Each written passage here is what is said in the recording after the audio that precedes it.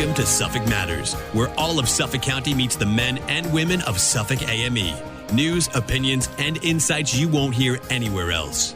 Here's your host, the president of New York's largest independent union, Suffolk AME's Dan Leveler. Welcome to another edition of Suffolk Matters on Walk 97.5 and 94.3 The Shark, where Suffolk County meets the men and women of Suffolk AME. News and views you can't hear anywhere else. So my guest this morning is Patrick Cullen. He's the president of the New York State Supreme Court Officers Association, and thank you for joining me this morning, Patrick. Dan, pleasure to be here. Thanks for having me back on the show. Appreciate it. Yeah, listen, I mean, I've known you as a labor leader that just does what has to be done, and you know, coming all the way out to Suffolk to get your members' message out there and kind of get things done. You know, I get it. It's very much in your character. So again, appreciate you being here. But let's talk about your background a little bit. You know, talk about how you initially got involved in the court system, and then what sparked your interest in union participation. Yeah, sure. You know, I actually worked in the private sector in financial data research for a number of years in the 90s, late 90s. And, you know, I learned a very interesting lesson about the workforce even back then. And it resonates to this day, and how I actually got involved with the union. Essentially, the company I was working for was taken over by another company. And within a couple of weeks, many of the people I worked with were no longer there. They were out of a job. Right. I was lucky, but the writing was on the wall. And so, you know, growing up in Bronx, New York, where I grew up, a working class neighborhood. Yeah. Everybody took civil service tests. Yeah. And as many as you could. Yeah. And so my name remained active on a number of those lists. The highest ranking one was the courts. My little brother had been in the Court Officer Academy about a year before that, and so he'd been on the job. And I just decided that lesson I learned in that industry made me realize, you know, the long-term effect of private versus public employment. Sure. And so you union look, versus non-union. Yeah, right? union versus non-union. You know, pension system, everything that draws people to public employment, service. Yeah. To your community, giving back. Right. You know, the grandson of immigrant union workers, myself. So all of those things kind of combined, I changed gears, and in 2000 I became a New York State court officer. Right. And promoted through the ranks. I've been a sergeant for 17 years. Right. And, you know, I love my job, and it's evident because now in my 11th year as the union president, I still believe we have a lot to do, a lot to fix, and a lot to prove and bring to not just our members, but their families and our retirees and their families. Sure. And listen, you know, I mean, the world seems to be, you know, especially in this country, they seem to be understanding a little bit more how important a union is. You know, you talk about private versus public, but union versus non-union. You know, New York's an at-will employment state, right? So that means anybody at any time, if they're not represented, can just be shuffled out for any reason. Right. You know, and you know, reading articles recently about, you know, people that, you know, we're working in an industry, and then, you know, their boss is like, hey, listen, start training this AI so that when you retire, the AI system can start, you know, doing your job. And within a month or two, they just fire the person because now they have a computer that can run 24/7. They don't need to, you know, worry about employees. And you know, unions protect against that stuff. Yes, absolutely. Right. So, and especially, you know, when you have you talk about civil service jobs, you know, you have to be fired for cause, and you have to be able to prove it, and you got to prove it in front of an arbitrator. So it's not like the situation most people are in non-union, you know, public sector jobs where at any point in time, at any day, for any reason, hey, sorry, we're going to let you go. So, you know, the financial insecurity built into work, right? The fact that you wouldn't have access to health care, the fact that you wouldn't have money to keep the lights on, to, you know, feed your kids and clothe your kids, all of these things, you know, it really is something that I think folks in America are starting to get, and they're starting to get behind.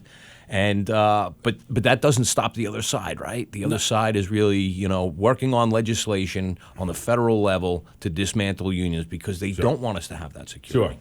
And you hear the word entitlements, right? Yeah. And, especially on the federal level, and the desire to eliminate entitlements. And you constantly, since I was a kid, you've been hearing about how Social Security won't be there for people, in our generation. Union membership is up in this country. And you just look around New York, Amazon, right? Starbucks workers, right? The professionals in education, the legislative professionals, they've all coalesced and created unions. Right. But is it enough to keep up with these jobs that may be lost? Not tomorrow, but over the next 6 months, 6 years, whatever it might be. We're and there's no shortage of people coming into this country who are looking for jobs. It's odd because I think there's an employment shortage, but there's no shortage of people. So what's that gap that's causing that? So the AI thing, I wish I was more familiar with the ins and outs of it. Right. Generally speaking, aware of it. I know former State Senator Diane Savino was ringing the bell on that many years ago when they created the technology committee in Albany, and she had chaired, I think, initially.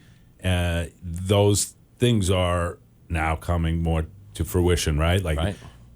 5 years ago, we were talking about that. Well, now we're losing jobs to it. So it's dangerous and it's scary. It is. And you say we have more people that want jobs and jobs that are available. And what's the disconnect? And, I find a common denominator, right? And the easiest way I could put it is saying, if you want to give $100,000 a year to a fry cook, you'll have no shortage of fry cooks, right? So it's not that people don't want to work. It's that they don't want to make their lives even worse than it is now. Just for the right to say that I have a job somewhere. So I look at these employers sometimes, and you see the signs. It's all you don't have to go far on the internet to find a sign of some restaurant like, oh, be kind to us because nobody wants to work anymore and blah blah blah. Pay your people, right? Yep. Charge what you need to pay your people right. Right. But you see it in California now. They got $20 an hour starting rate for fast food workers, and people are like, "Well, it's going to cost me $20 for a hamburger." No, that's not how math works at all, right? You're selling hundreds of hamburgers an hour. If you adjust the price by 30 cents, you're up. You're as the owner of the business, you're actually making more money than you quote unquote lost by paying people enough to keep the lights on and feed their kids. We're saying, again, I'm going to get on a little tangent about fast food workers, but they say, listen, it's an entry level job. It's for starting out in the workforce and the whole nine. It's a job for high school kids. Okay, great. What are these restaurants that are open when high school is in session? Who are they employing? Right. They're employing adults who routinely work 2 or 3 of these types of jobs full time just to get by because they can't make enough. And yet we know these jobs need to exist, right? People need to be able to go out and grab a quick lunch. Sure. So the economy shows that that's what's necessary. Then let's pay people for doing that. Let's treat people like human beings and not prioritizing rock star these billionaires and these large corporations and celebrate the successes in their earnings. Meanwhile, these earnings are just stolen wages from workers. Yeah, the greed is unconscionable on a corporate level, but the other level of it, and it fits what really some of what you just spoke about, is this expectation that 19-year-olds, 20-year-olds are going to be making $250,000 a year because they're influencers or they watch YouTube or they play video games, right? That or whatever, and be entertainers. It just doesn't. It happens to 0.1% of people in this world. Yeah. Young people are so influenced by these images and videos and things like that they don't realize that the true American dream is putting in a hard day's work and enjoying the benefits, both financially and otherwise, of your work. So, I think that's a generational issue. I think it's problematic because I don't think that obviously social media is not going anywhere and those types of ideas. But to think that everybody's going to be a social influencer is just silly. Yeah. No, I agree with that as well. But I think to draw people away from the idea of I have to be a social influencer or I'm not going to be able to survive, we have to start paying people fairly. We have to look at what is the cost of living now, right? So we've got a bunch of, let's say, older folks saying, when I was a kid, I used to make $3.85, and I was fine. It'd be folks talking about buying a house. Grandparents who were buying houses for $10,000, $15,000, full house, great piece of property, great neighborhood, $15,000. Yeah. Try to do that on Long Island now, No, right? Try anywhere. and do that out in the Bronx. You can't do it, and therefore wages need to reflect that. Productivity throughout the decades has gone up. Wages have not caught up with it. But, again, I got my union hat on. I know I'm going on a tangent. No, me too. And you and I can have talked off the air for hours on these types of issues. At the end of the day, you look at these reports that say, what does it take to live comfortably in big cities in this country where the work really is? Right. The numbers are astronomical. They are. And, on both sides of the coin, private and public, how are we going to help people get to that point? That's the union question, right? Yeah. We have to but really keep it up during collective bargaining sessions and focus on that because that's where people sustain their livelihoods, their families, and so on. And it's economic stimulus as well, right? If you have enough money in your pocket, you're going to fix the fence, you're going to go on vacation, you're going to go out to eat, all of these things. And I think it's an us problem, right? And when I say us, I mean not just the labor side. I think it's a management issue also. The trajectory that we're on is not sustainable, right? And when you talk about a self-sustainability report, what it takes for a single person to live on their own, what kind of wage they have to make just to survive, no bells and whistles, just to survive, and then you can look at a host of jobs that don't even come close to paying that rate. Right. But let me get off my soapbox. I apologize. I know I was here to talk to you about other things, and most specifically, I want to talk to you about your members. What it is they do and their importance in the court system. Yeah. So statewide, we have about 6,000 New York State court officers in all 62 counties. Basically, our duties and responsibilities are to meet all public safety needs in and around the facilities that the judiciary has a presence in. Yeah. That includes courthouses, that includes educational buildings, like the Judicial Institute in White Plains and things of that nature. Right. Now, obviously, there are many facets to that work, including, judicial protection, the transport and handling of prisoners, right, and custodial issues when it comes to people who are detained. Obviously, protection of judges, but in reality, a lot of what we do is we're the number one and the only provider of security and the liaison for all jurors throughout New York State's court system, whether they come just to jury duty and get released, or they're dismissed from service, or they serve on a 12-week trial. Right. We are their liaison, their communication portal, so to speak, for we feed them, we get them lunch, and we take care of jurors because there is no system without jurors. Obviously, we're full service law enforcement agency. Like I said, we number 6,000. Our union represents 1,400 of those 6,000. There are a couple of other unions that represent court officers geographically elsewhere in the state. Right. Mm-hmm. So, obviously you've seen we're about to start the Trump trial in Manhattan. Yeah. We just did the previous Trump trial. Sure. We've done the Ari Weinstein trial. I'm sure everyone has like a court case that comes to mind. Yeah, I mean, it goes all the way back to the Dominique Strauss-Kahn case, the Sean Combs case. These are celebrity cases. But any given day in the 5 boroughs of Manhattan in a Supreme Court criminal term, there are 20 to 25 trials in some capacity being handled, whether it's beginning, jury selection, testimony, or wrapping it up as sending the case to the jury for deliberations. Everybody sees what's on the front page of the newspaper, but we're doing dozens and dozens and dozens of serious felony trials every single day, everywhere in the state. Yeah. No, it's a big deal. And that's, as a big responsibility that your members have to the public that they serve, right? And it's the people that are sitting in the courtroom, whether it's the jurors, either side of the issue, and the folks sitting there to observe everything. You guys are in charge of security, making sure that everybody gets in and gets out safely. And there's no, there's really no place like the court system, especially in New York. I mean, these are the largest and busiest court facilities on the planet. Nobody comes to court, whether it's criminal court, family court, civil court. Nobody's happy to be there. Even jurors. No, It's kind of a joke. Nobody wants to go to jury duty. Right.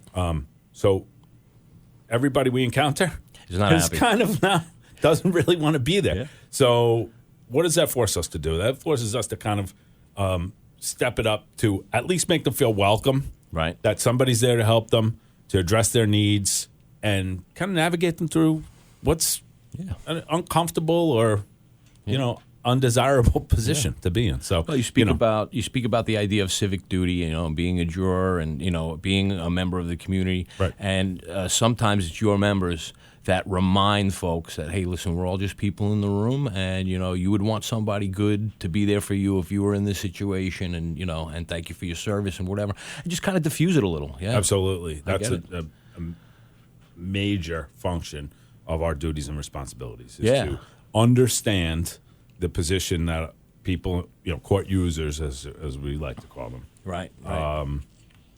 Are in, and to, make them feel comfortable in an uncomfortable position. Yeah. And quite frankly, that's difficult to do, especially when you're not effective sometimes.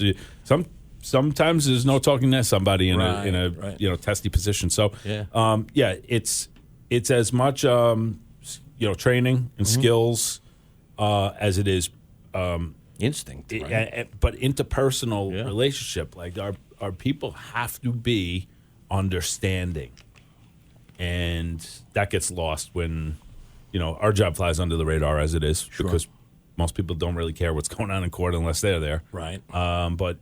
But when they are needed, we're there.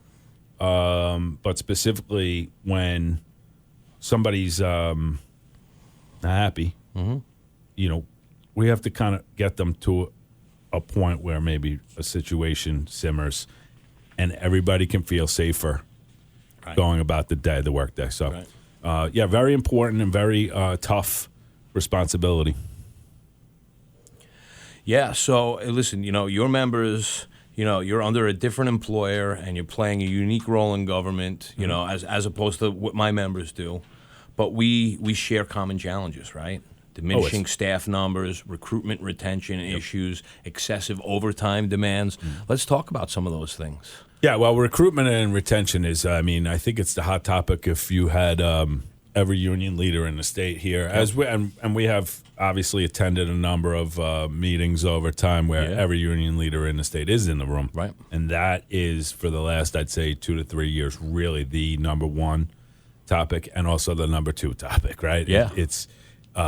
It's affecting everybody, but it's affecting the services that people expect that come with their taxes. That's what I'm saying. Taxpayers pay for it. They should expect it. They should expect it, yeah. I'll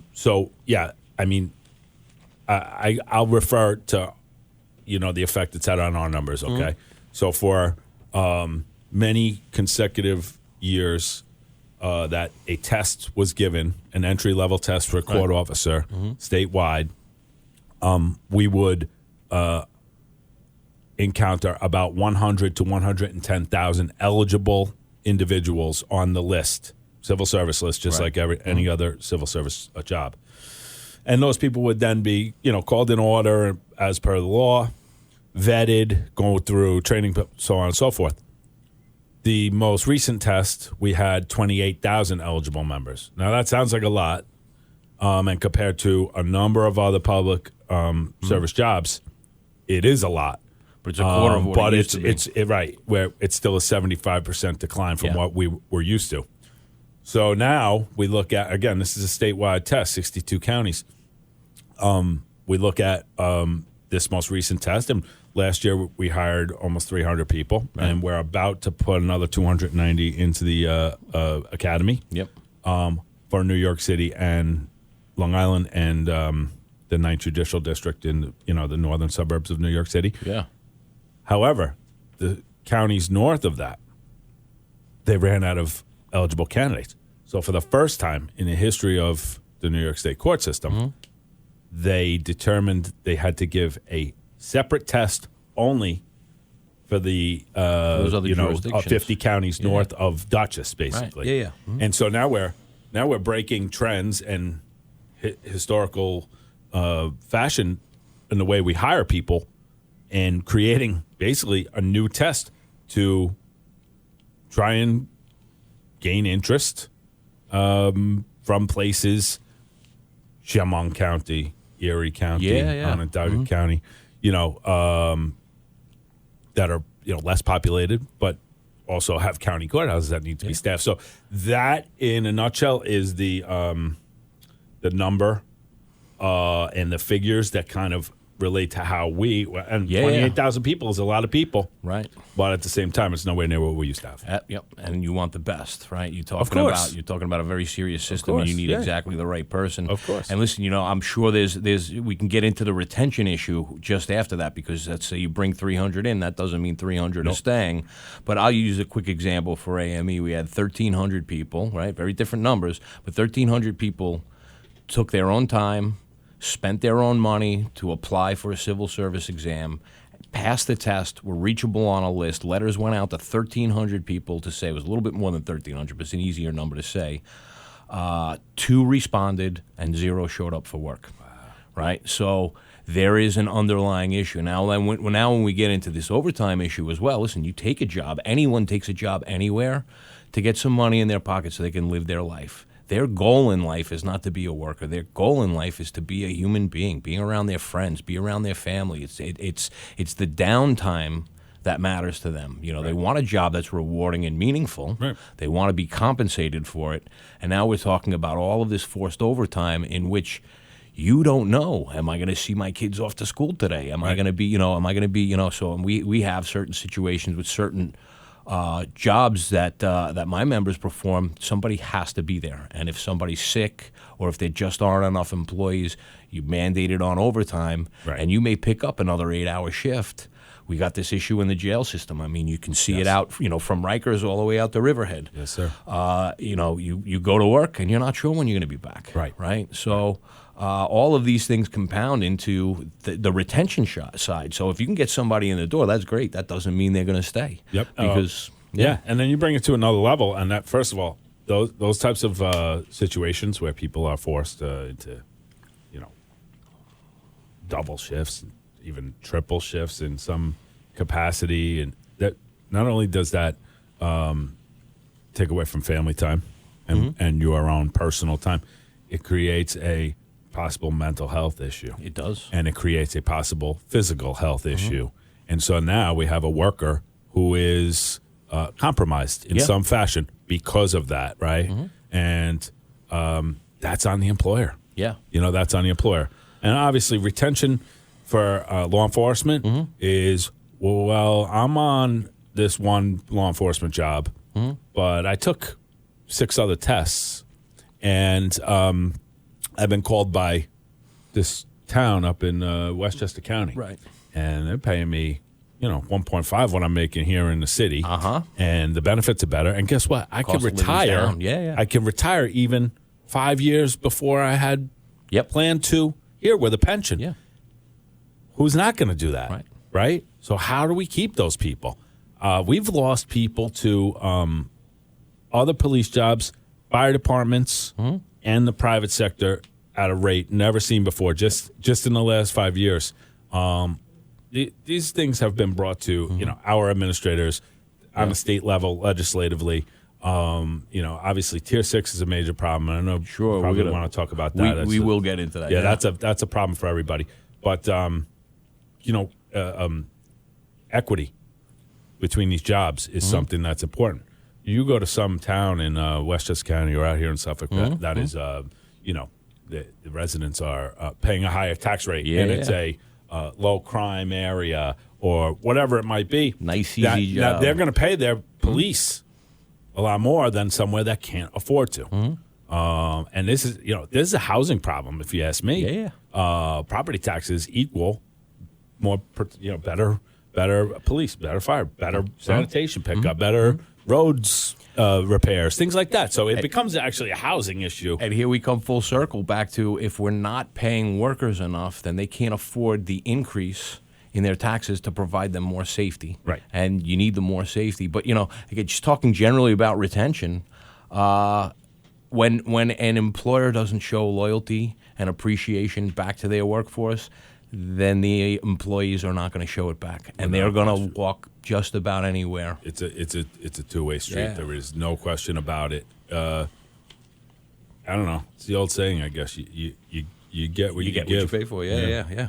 But- So listen, I do want to get into Tier 6, Yeah, but yeah. we're getting close on time, and I really Okay. want to, I want to celebrate with you a little bit on this big victory you had. There was an interpretation of your contract that was very unfavorable, and you guys were, working legislatively and even up onto the governor's level, trying to get things fixed. So let's talk a little bit about how that went. So over 10 years ago, we realized that the accidental disability benefit only applied to accidents. So, and I'll really nutshell this. One of our members could slip and fall and be eligible for an accidental disability retirement, but if they had been disabled by assault by an assailant, they would not have been eligible for that You benefit. could be attacked in the courtroom even. So, Yeah, right, which is more happens more often than somebody slipping on a banana peel, right? So, right.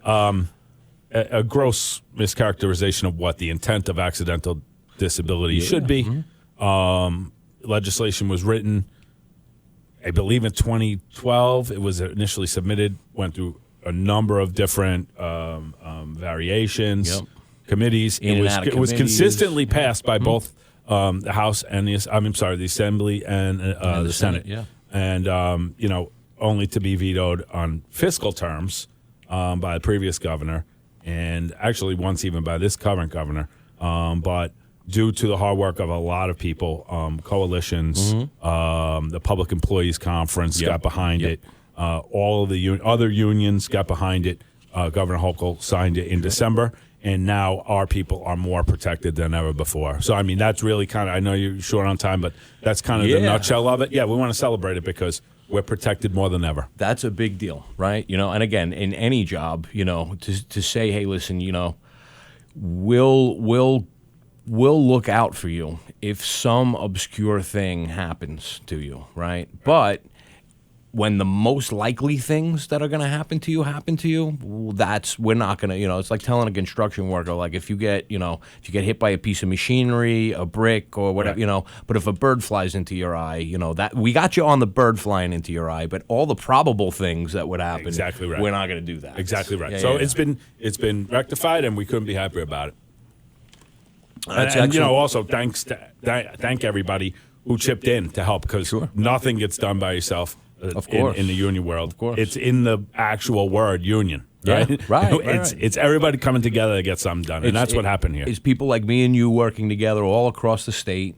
And then let's not forget, we stand on the shoulders of giants, right? The people that came before us. There's so much that happened before our time.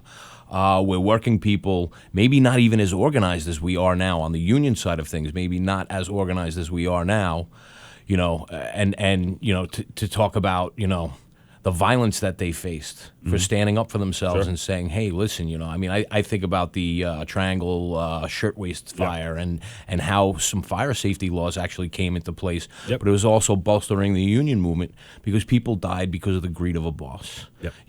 And so throughout the years, folks came together and built this big thing, and here we are. It's our time now, and we fight a two-front war, right? Like we need to make advancements for our people. They're facing new challenges. We talked about AI, but at the same time, we've got to hold on to what we had, and there is big dollar, deep pockets that want to do everything they can to destabilize unions, to take away people's ability to have some freedom in their life. They want them tied to their employment. Take what the employer gives you, or else you will lose your health care, you will lose your ability to feed your kids and whatever else. draconian, and so we're fighting this two-front war constantly. I did want to get into Tier 6, but we're really, we're kind of short on time. Yeah, So I mean, it's terribly detrimental. There's a lot of smart people working on trying to fix it. But a major overhaul, I just don't see it happening. It costs a lot of money, but if we could continue to incrementally chip away at it, I think that helps us, and that helps with the recruitment and retention problem. But you and I on the forefront of that Tier 6 absolutely movement and trying to eliminate it. But it's a big one. And a few big pieces are in the budget this year. Yep. We expect them to pass, and we expect the governor to sign it, right? And we're going to Without continue having conversations. Budget week is coming up this week, starting Monday. They're going to get into it, and I don't think anybody's going anywhere until they've got the deal done. So even though they're supposed to have the first 3 days, they're supposed to be up there and really kind of working stuff out before they return to their districts and do, some of the constituent work that they have to do. But I think the plan is to make sure this budget gets passed, and it needs to pass with these bills in it for these tier reforms, and the governor needs to sign it. But my guest this morning, Patrick Cullen, New York State Supreme Court officers, and I really appreciate it. I know how busy you are, and I know the distance you have to travel to come here and do this, so I really appreciate it, brother. Dan, it's a pleasure. Love working with you. Continued success. Yeah, man. So, and to our listeners, we'll speak to you next week.